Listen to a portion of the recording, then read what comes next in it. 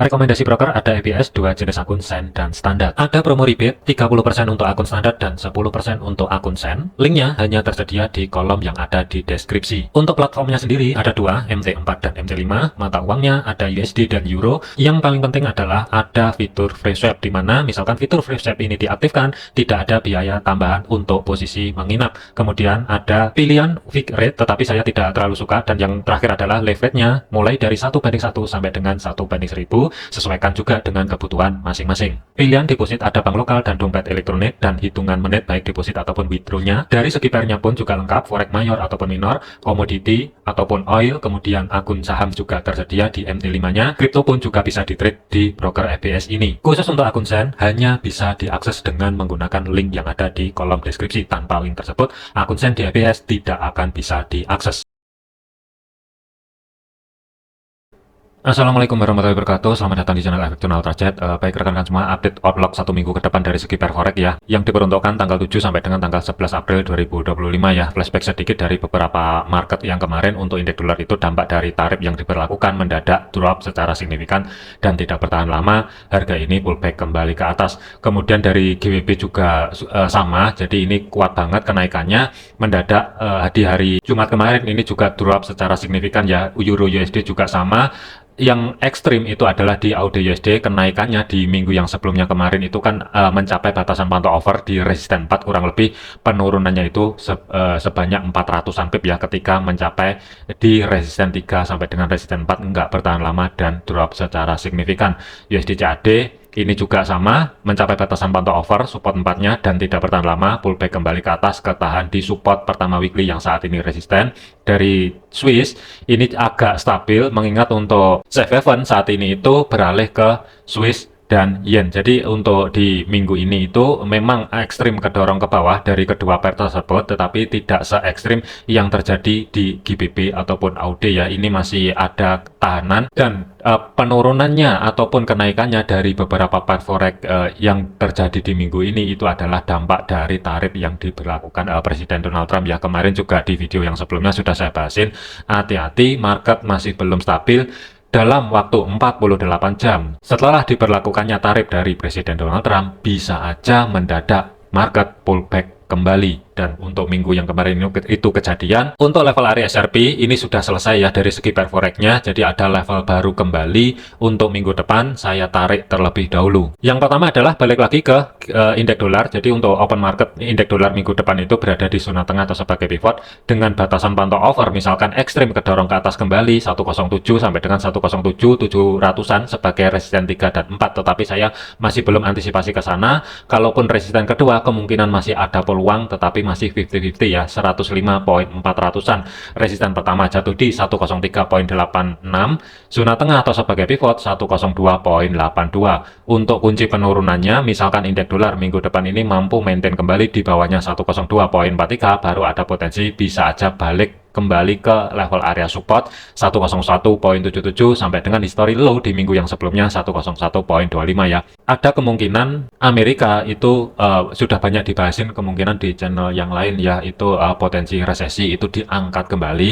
Tetapi kalau dari saya pribadi, selama indeks dolar masih belum mampu bergerak dan bertahan di bawahnya 100, kalau menurut saya kemungkinan potensi resesi itu masih kecil, terkecuali kalau misalkan sudah bertahan di bawah level area tersebut. Untuk saya pribadi baru potensi itu meningkat ya. Jadi untuk kunci, Amerika bisa dikatakan menuju resesi misalkan indeks dolar ini sudah mampu bergerak di bawahnya 100 dan bertahan di bawah level area tersebut. Selama masih belum, ya kalau menurut saya masih belum ada potensi resesi ya. Kepanikan market itu yang mendominasi saat ini, dibarengi dengan tarif yang saat ini masih tetap terus berlangsung. Jadi kesimpulannya untuk indeks dolar, batasan pantau over bagian bawah kurang lebih misalkan ekstrim kedorong ke bawah support 2 ini yang akan menjadi antisipasi 100.200 terlebih dahulu, dengan level kuncinya mampu atau tidak daily close-nya tutup di di bawahnya 101,25. Kalau misalkan tidak mampu, waspadai ada potensi mungkin akan recovery terlebih dahulu yang akan menjadi next target selanjutnya 103,86. Kemungkinan untuk minggu depan ini masih tetap berada di bawahnya 105,400-an. Selanjutnya masuk ke GBP USD. Jadi untuk rejeksinya di minggu yang kemarin tuh kelihatan banget ekor panjang atas ya, dan candlenya itu jadi merah. Misalkan untuk level area SRP-nya saya tarik dari low sampai dengan high untuk menentukan pergerakan satu minggu ke depan. Ada batasan pantau over di mana R3 dan R4 itu jatuh di kisaran 1.3500-an sampai dengan 1.35900 atau zona yang saya blok biru. Cuman saya nggak antisipasi antara R2 ke atas ya, ini saya skip terlebih dahulu.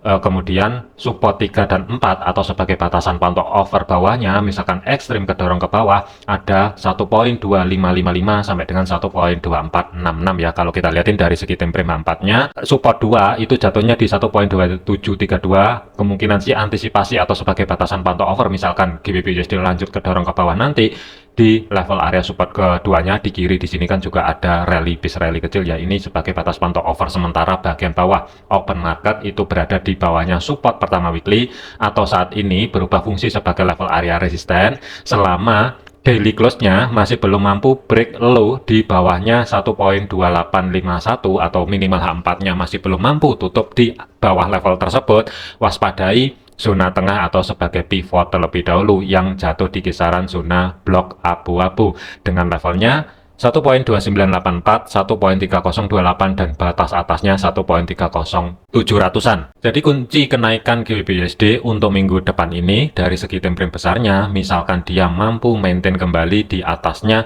1.3072, baru ada peluang menuju yang pertama adalah resisten pertama weekly, yang kedua adalah di resisten 1.3325 ya. Tetapi kalau misalkan dari segi time frame kecilnya ada kenaikan dan selama daily close-nya masih belum mampu di antara kedua level area tersebut yang saya lingkarin di sini, bisa aja market ini turun ke bawah untuk ngejakan level area support terlebih dahulu, baru nanti ada potensi kemungkinan time frame kecil terkoreksi ya. Jadi saya lebih prepare untuk GBP USD mengingat dampak daripada tarif ini masih tetap terus berlanjut, waspadai terlebih dahulu. Kalaupun ada kenaikan ataupun penurunan secara ekstrim, bisa aja ini mendadak putar balik kembali ya. Kemudian untuk planning saya masih belum ada. Kalaupun ada kesempatan untuk daily close-nya hari Senin, misalkan mampu maintain kembali di atasnya support pertama yang saat ini resisten 1.2900-an, kemungkinan day trade akan ada planning buy counter trend dengan targetnya nggak bisa jauh-jauh 1.2900-an. Saya lebih ngincerin khusus untuk swingnya sebagai level kunci itu berada di antara kedua level area zona tengah atau sebagai pivot. Batas atas adalah di 1.30700-an pembulatan. Selama daily close masih belum mampu tutup di atasnya level tersebut, saya lebih prepare ngincerin ancang-ancang untuk cari setup sell-nya. Setelah terjadi konfirmasi pembalikan arah, cari sendiri di antara blok abu-abu. Dari segi jarak stop loss-nya, mengingat volatility tinggi, ruang gerak ini juga lumayan lebar. Untuk stop loss-nya sekitar 100-an pip. Dari segi TP, history low terdekatnya 150-an pip. Maksimum untuk TP2-nya saya ngincerin di support kedua weekly, kurang lebihnya 260-an pip ya. Ini khusus untuk swing, tetapi untuk day trade-nya ya tidak menutup kemungkinan akan ada buy ataupun akan ada sell, tergantung kondisi market. Untuk intraday-nya ya sesuaikan juga dengan planning ataupun analisa masing-masing. Nanti akan saya update di video lanjutan. Kemudian untuk Euro USD dari segi time frame 4 untuk level area SRP ini juga sudah saya tarik batas pantau over bagian atas 1.14500-an sampai dengan 1.15400-an. Ini saya skip dulu, kemungkinan masih belum akan ke sana. Resisten 2 1.1268 ini juga saya skip. Kalau kita lihatin untuk open market ini kan berada di zona tengah atau sebagai pivot. Kunci penurunannya berada di 1.0916.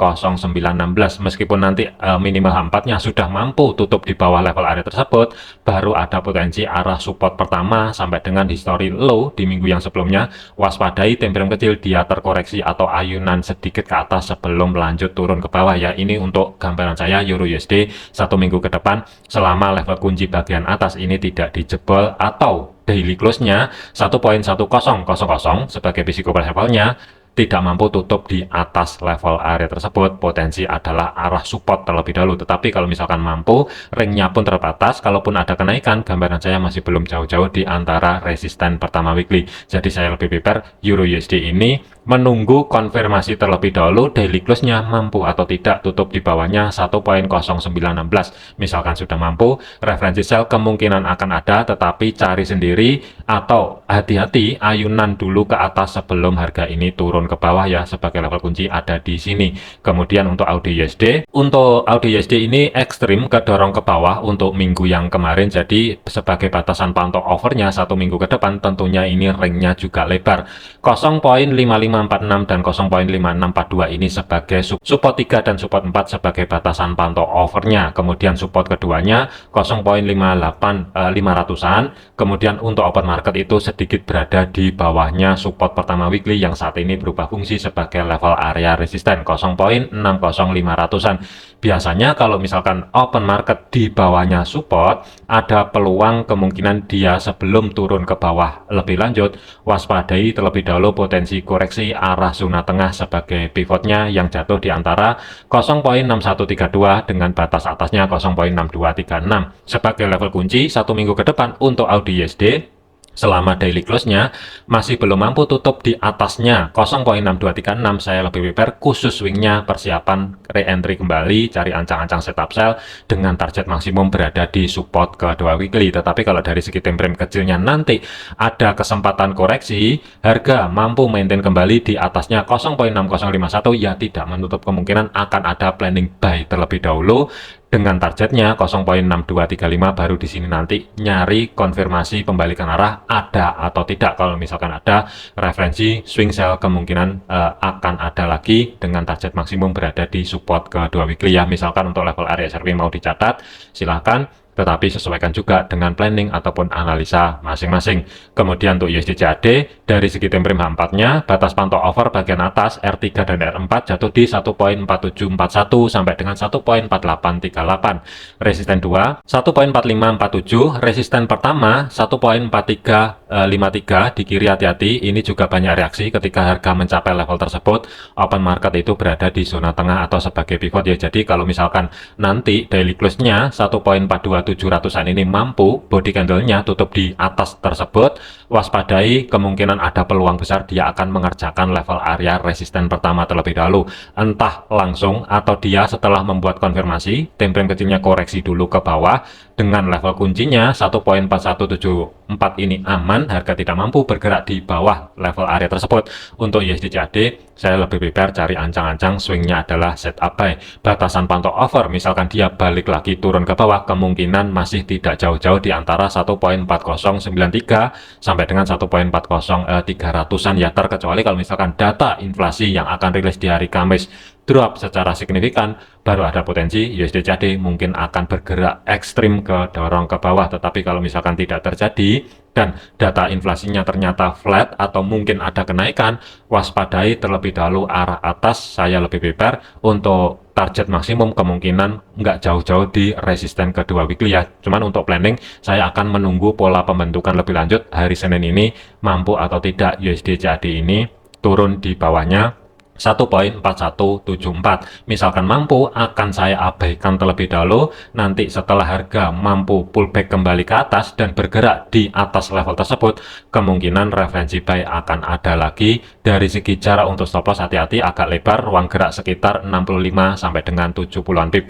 Tapi dari segi targetnya TP pertama saya lebih prepare di 1.43300-an, ruang gerak itu kurang lebih sekitar 150-an pip. TP maksimum sedikit berada di bawahnya resisten kedua weekly, ruang gerak sekitar 350-an pip. Kemudian untuk USD Swiss, pergerakan untuk USD Swiss 1 minggu ke depan sebagai batasan pantau over bagian atas 0.9162 sampai dengan 0.9255. Resisten 2-nya 0.8975. Saya masih belum antisipasi ke sana terlebih dahulu karena ini ruang geraknya lumayan lebar. Tetapi kalau ke resisten pertama ini masih ada peluang 50-50. Kemudian untuk open market ini masih berada di bawahnya zona tengah atau sebagai pivot yang jatuh di 0.8664. Untuk kunci kenaikannya, selama yang pertama adalah daily close-nya sudah mampu tutup di atasnya 0.87100, baru ada potensi ke resisten pertama. Tetapi kalau misalkan gagal, hati-hati, ini bisa aja mendadak pullback kembali ke bawah. Support pertama ini yang mesti diwaspadai, yaitu untuk planning yang pertama. Kalau misalkan dia naik terlebih dahulu. Tetapi kalau hari Senin ternyata turun terlebih dahulu, sebagai level kunci adalah di antara support pertama sampai dengan history low di minggu yang sebelumnya 0.85400-an sampai dengan 0.84700-an selama daily close-nya belum mampu tutup di bawah history low di minggu yang sebelumnya.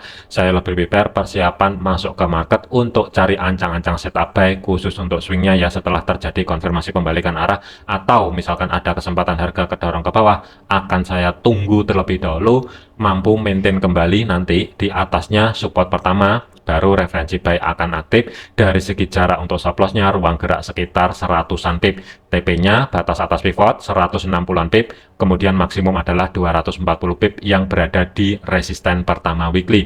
Untuk day trade-nya ya tidak menutup kemungkinan akan ada buy ataupun sell, sesuaikan juga dengan level area SRP di sini, dipadukan juga dengan analisa masing-masing. Kemudian untuk USD Yen, untuk batasan pantau overnya sebagai support 3 dan 4 itu jatuh di 139.600-an sampai dengan 138.100-an, tetapi saya tidak antisipasi ke sana. 142.600 peluangnya masih 20%. Kemudian history low di minggu yang sebelumnya 144.57, support pertama 145.500-an pembulatan. Kunci untuk penurunan misalkan USD Yen sudah mampu kehilangan history low di 144.57, baru ada peluang ke support kedua weekly. Tetapi selama daily close-nya masih belum mampu tutup di bawahnya low yang terjadi di 144.500-an, waspadai potensi arah atas terlebih dahulu untuk koreksi sebelum yen lanjut ke dorong ke bawah kembali ya. Untuk antisipasinya adalah yang pertama, batas atas pivot dan resisten ke pertama weekly ini yang akan menjadi antisipasi misalkan yen ini kedorong ke atas kembali ya untuk planningnya. Sementara swing adalah cari ancang-ancang setup buy terlebih dahulu, tetapi menunggu terlebih dahulu mampu atau tidak harga ini koreksi ke bawah dan ketahan di antara kedua level area tersebut. Misalkan mampu, tinggal tunggu konfirmasi pembalikan arah. Planning adalah cari ancang-ancang setup buy. Dari segi jarak untuk stop loss, hati-hati, volatility gede, ruang gerak sekitar 140 sampai dengan 150 ini untuk jarak stop loss-nya. Dari segi targetnya, ruang gerak sekitar 250-an pip yang berada di batas atas pivot. TP maksimum untuk satu minggu ke depan kemungkinan masih berada di bawahnya resisten pertama weekly 149.500. Dengan catatan hati-hati, meskipun ada potensi kenaikan dari segi time frame kecilnya, kalau ada rejeksi di 148.28, bisa aja untuk USD Yen ini mendadak putar balik ke bawah ya. Jadi level kritis atau sebagai level kuncinya berada di 148.300-an pembulatan, waspadai di level area tersebut. Tambahan untuk oil ya atau XTUSD ini kemungkinan sih untuk swing ini lebih ada peluang. Untuk minggu yang kemarin ini mendadak drop secara signifikan ya dari segi level area SRP-nya satu minggu ke depan ini. Ada batasan pantau over, misalkan ekstrim kedorong ke bawah 50 dan 47 ini yang menjadi batasan pantau over support 3 dan support 4, tetapi saya tidak antisipasi ke sana. Support kedua yang jatuh di 56 ini kemungkinan juga masih minim, tapi saya lebih prepare misalkan untuk oil ini lanjut turun ke bawah ya, kemungkinan swing buy-nya ini akan ada selama level area minor antara history low sampai dengan support kedua atau zona yang saya blok merah di sini bertahan. Kemungkinan planning buy yang pertama akan ada di antara 58 sampai dengan 57 ya, kurang lebih areanya ada di situ khusus untuk swingnya. Kemudian untuk open market ini kan berada di bawahnya support, jadi rawan untuk oil ini balik lagi ke zona tengah atau sebagai pivot ya. Ini kemungkinan sih lebih ideal untuk dijadikan zona pantaunya satu minggu ke depan dari pada pair forex ya. Hati-hati pivot 66.